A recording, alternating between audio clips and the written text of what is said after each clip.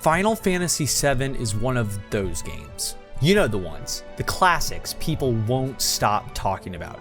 It's the, you haven't really gamed until you've played this kind of game. And yet, despite years of hearing about Cloud, Sephiroth, and some dude named Barrett, I somehow never touched it until 2025.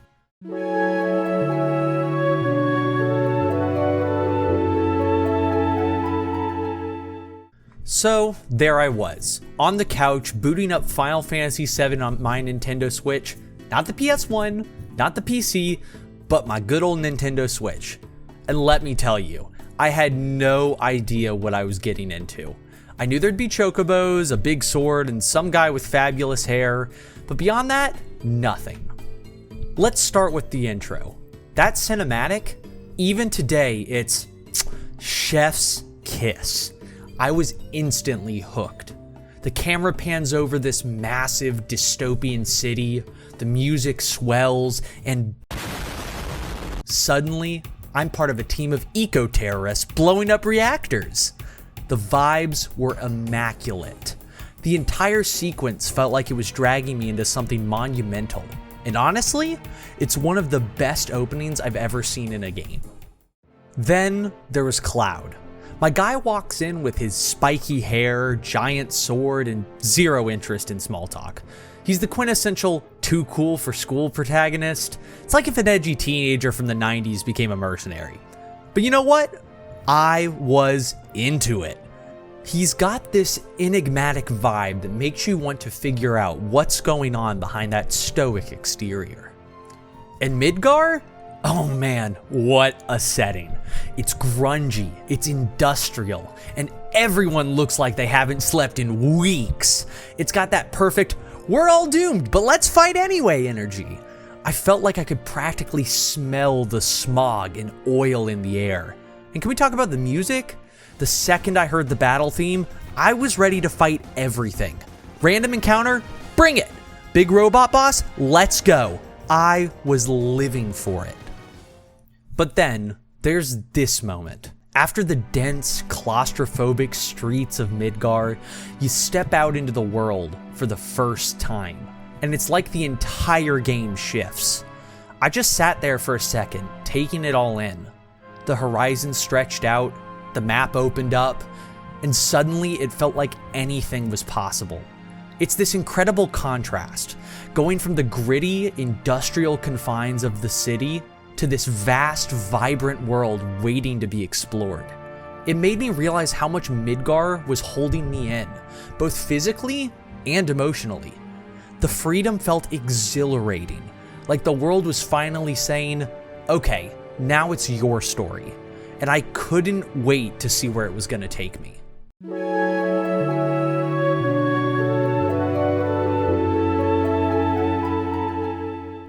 I know I've gushed a lot about the intro to this game, but let's switch gears a little bit and talk about the gameplay. I've always been a fan of turn-based combat, so the active time battle system felt like an evolution of something I already loved. It's turn-based, but with just enough urgency to keep you on your toes. There's constant tension. Do I risk waiting a little longer to unleash a big spell, or do I play it safe and attack now? The stakes feel higher, and every choice in combat feels deliberate, which I love. Then there's the limit break system. The first time I saw Cloud's Braver, I may have yelled, "What?" at my TV. That over-the-top animation, it is pure gold. It's like the game rewards you with this mini fireworks show every time you fill up that limit gauge. It made battles so much more exciting, because even when I was losing, I was just waiting for that sweet, sweet moment when I could unleash absolute chaos. Then we can talk about the materia system. I won't lie, I was a little confused at first. Why does a glowing marble make me cast fire magic? But suddenly, I got the hang of it, and I started obsessing over every single piece of materia I was equipping. Fire? Cure? Summons? Suddenly, I was spending more time managing materia than actually playing the game. I loved the customization. It felt like I was tailoring my team to handle anything the game could throw at me. I loved feeling like I could customize every party member to exactly what role I wanted them to be. Did I want Barrett to be a white magic healer? Not really. But the fact that I could made me love this game even more. The customization brings the game life. One thing that I didn't expect from Final Fantasy VII was just how many fun minigames there were.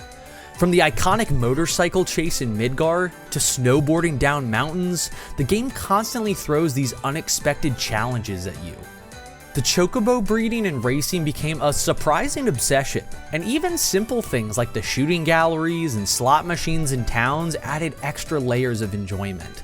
The Gold Saucer took things up a notch with quirky games like fortune telling in the battle arena, but honestly, I loved how these minigames were scattered throughout the world.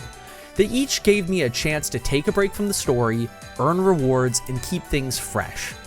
Each one felt like a natural part of the experience, making the game feel even more immersive and full of surprises.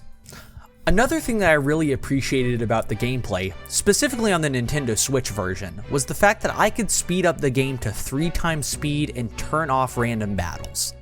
I could also technically boost my limit breaks every time I wanted to, and just spam Cloud's Braver or Cross Slash whenever I wanted, but I tried not to overuse those and play the game a little bit more authentically. That being said, I do really appreciate these modern conveniences, as this game did come out in the 90s and I just don't have the time to play video games for as long as I'd like to.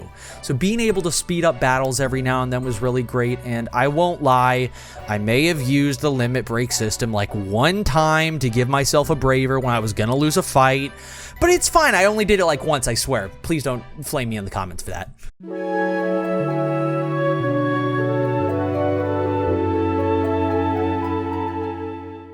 Now, I've waited up to this point to talk about the story, and I'm not even going to pretend I saw all the twists and turns coming.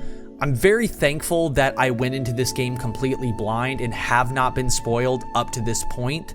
So I know most people know a pretty glaring spoiler, but I did not know anything going in, which was so worth it.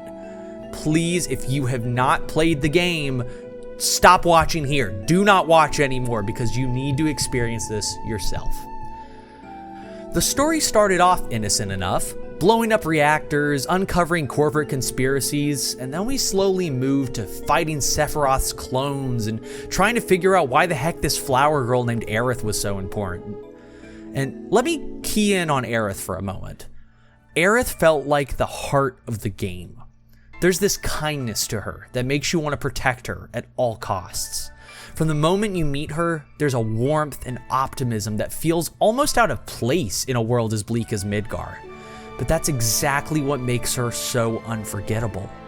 Aerith is the beacon of light in the party, reminding you that even in the darkest of times, there's still beauty and kindness to be found. Her playful wit and gentle spirit instantly drew me in. But as the story unfolded, I realized that there was so much more to her. Aerith carries this quiet strength, this deep understanding of the world and her role in it, even when it comes with unimaginable weight. She's not just a healer or the flower girl. She's the soul of the journey, and her presence left a mark on me that it's hard to put into words. And I won't lie, seeing her leave the party made me shed a tear or two. And who made her leave the party?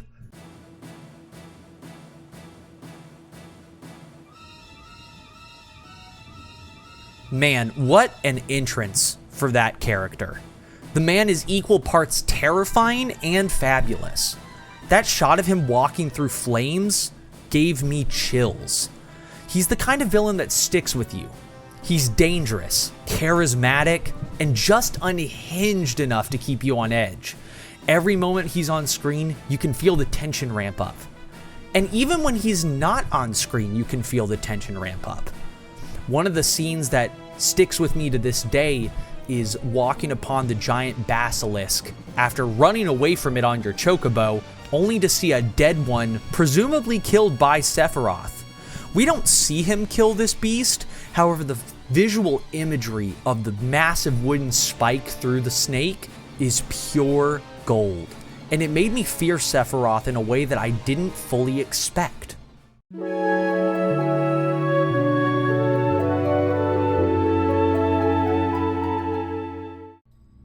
What really surprised me was how relevant the themes of the game felt.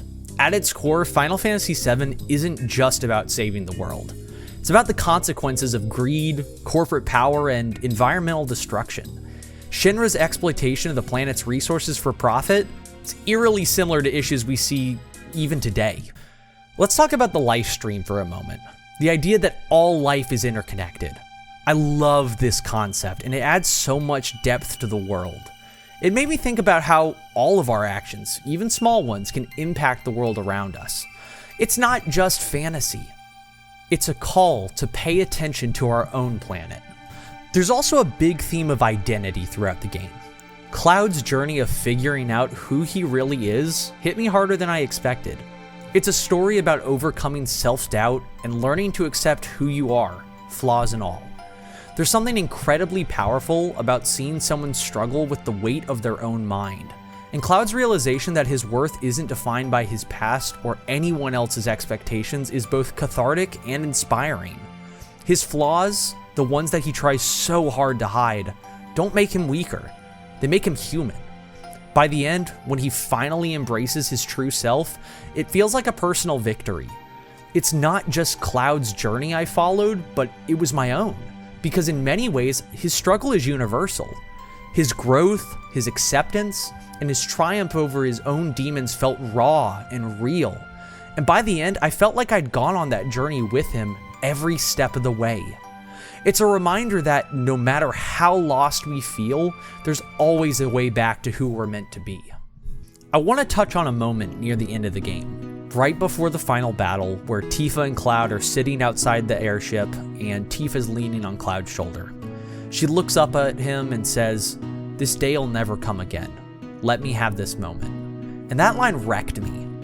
It's so simple, yet so powerful. It's not just about savoring a moment, it's about accepting that so much of life is fleeting and completely out of our control. Sometimes all you can do is be present and appreciate what you have, even if the future is uncertain. It's a message that stuck with me long after the credits rolled. Final Fantasy VII doesn't pretend life is easy or fair. Whether it's Shinra draining the planet dry, Sephiroth's descent into madness, or Cloud grappling with his fractured sense of self, the game constantly reminds you that there's so much you can't control. But what you can do is choose how to respond. Whether it's fighting for the people you care about, making peace with your past, or just savoring a fleeting moment of calm before the storm, it made me think about how I approach life. About savoring the present instead of obsessing over what's coming or what's gone.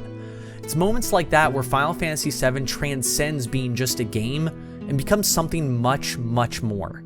Something that makes you reflect on your own journey. And honestly, isn't that what makes this game so timeless? Sure, it's got an epic plot, an iconic villain, and some of the greatest music in video game history. But at its core, it's a story about people, about their struggles, their triumphs, and the ability to find meaning and connection even when the odds are stacked against them. It's heavy stuff, but it's also what makes the game feel so grounded. By the time I had finished Disc 1, I already kind of understood why Final Fantasy VII is considered one of the greatest games of all time. It's not just the story, or the characters, or the gameplay, it's the way it all comes together. It's like the perfect RPG smoothie, a mix of nostalgia, drama, action, and just the right amount of weirdness. So, to all the people who've been telling me to play this game for years, you were right. Final Fantasy VII isn't just a game. It's one of the greatest experiences in modern history. It's a story about fighting for what matters, finding your place in the world, and taking down evil corporations while looking ridiculously cool. And now, I'm officially a part of the Cool Kids Club. Better late than never, right?